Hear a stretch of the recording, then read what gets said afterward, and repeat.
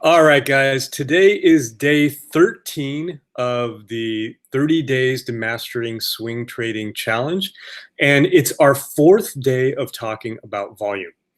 Today, we're going to talk about putting some of the stuff we've already done together and timing reversals, and that's basically trading tops and trading bottoms. And you've probably heard the old adage, you can't catch a falling knife or never try to time a top or bottom. And we don't trade like that. We think we can. We not only think, we can time these things. Now, sometimes you're wrong, but remember, we manage risk really well. So remember, the beginning we started with risk management. If you know how to manage your risk, and then you can add the volume analysis we've been talking about to what you're doing, you're going to start being able to time these reversal trades. So that's what we're going to talk about today. We're going to really focus on the volume aspect of it. So I'm not actually going into the setup for trading these reversals, which we might talk about later at the end of the challenge when we talk about some setups. But for now, we're going to key in on volume. You guys have read the article, so you know what we're looking for. So I'm going to give you one example here to show you exactly how it plays out. So let me share my screen here. And we're going to take a look at the biotech sector back in 2014, 2015. Now, biotech had been trending for a few years here. So I don't have the whole chart pulled up, just where we need to focus on. But biotech had been trending since about 2010. Basically, we had the big real estate meltdown that affected the stock market, and there was the big crash, 2009, 2008. We got a little bit of a bottom, and then from that point, biotech was on fire, basically from 2010 to 2015. Now, something interesting happened in 2014, 2015, and I've stopped the chart here at 2015 so we don't give away what actually ends up happening here to the trend. But take a look at this trend here. You can see even from where we're starting here, 40 to 130, that's a huge move, but this trend actually started even further back. So take a look at what we're focusing on, and that's accumulation and distribution, and we find that out by the volume patterns.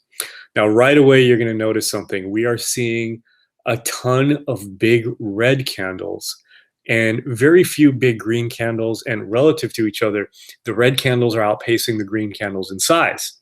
That's something we want to pay attention to very closely. And that's going to tell us who's buying and who's selling. And what we're seeing here is essentially the sellers are winning. We're seeing more selling than buying, even if the stock is still in its uptrend.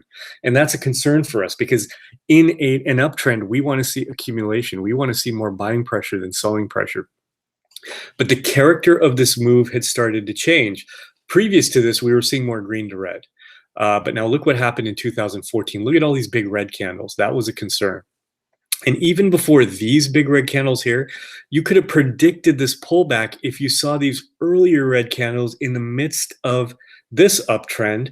You could have predicted this pullback here. And this was a deep pullback. It looks shallower because we're looking at it from here, but actually this was a move from 91 all the way down to 70. So that is a significant move on a $90 stock. That's like a 20% move in a very short period of time to the downside.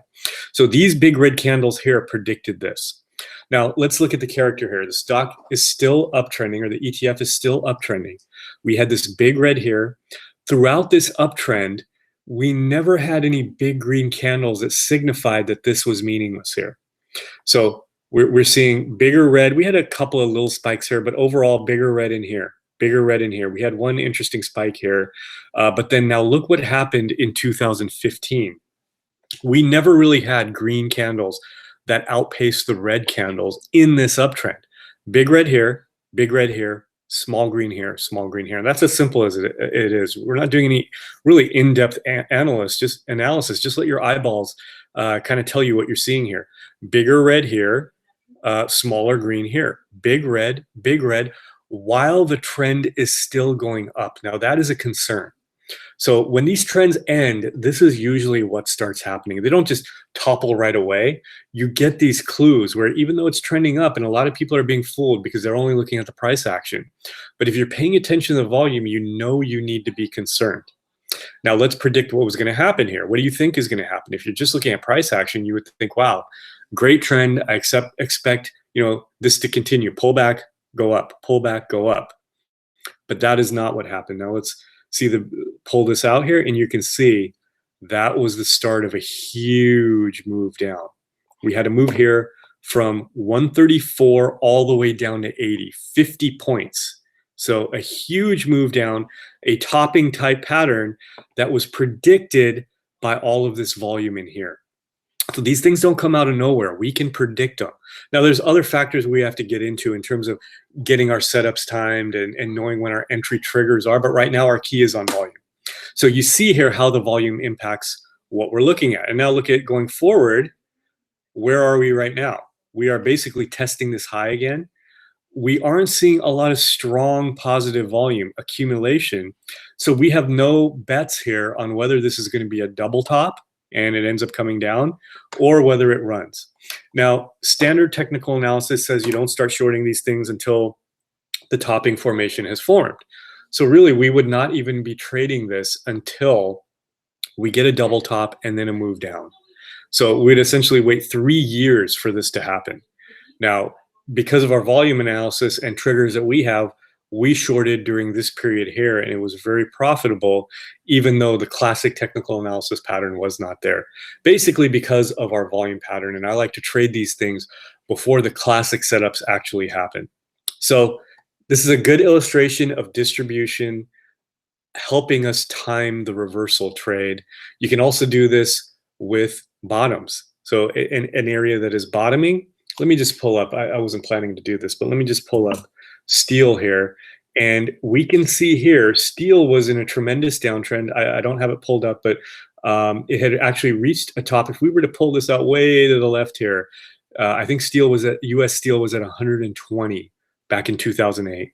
Big crash down. It had been continuing down all the way to 6 here, but then we had the bottoming formation here, and look at what happened. We saw accumulation in here, accumulation in here, accumulation in here, and then boom, the uptrend, and then accumulation through here. So this predicted this bottom in here. You can still see my notes that are still here from when I was actually trading this stuff. So a good example, LABU was the distribution predicting the top or a big pullback, and here accumulation predicting a bottom and a big trend up. All right, guys. So my challenge for you today is to go back, find stocks that you've seen make tops, make bottoms, go to the S&P 500, go to the IWM 2000 or the Russell 2000, go back 5-10 years on these charts and take a look at these volume patterns before the stocks made deep pullbacks. And usually you're going to find some accumulation or distribution that gave you clues before that actually happened. So that's an exercise for today. And then we'll have our next volume lesson in the coming days here.